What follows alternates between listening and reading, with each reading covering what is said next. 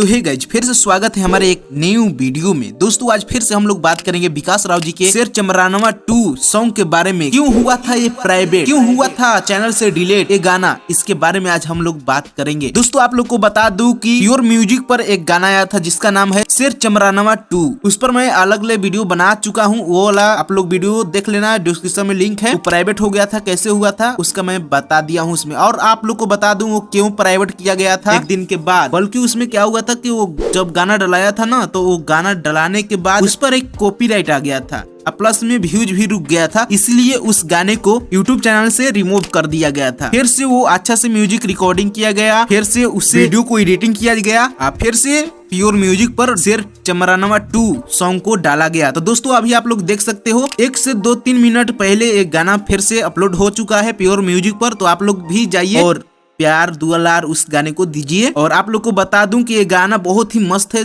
बहुत ही super hit है। गाना लिखे हैं मुन्ना कुमार, म्यूजिक दिए हैं विकास रोशन, वीडियो डायरेक्टर हैं यानी वीडियो शूट भी किए हैं मुकेश पांडे। तो जाकर आप लोग एक बार जरूर चेकआउट कर लीजिएगा और ये वाला वीडियो आप लोग देखिए कि वो गाना कैसा है कैसा नहीं।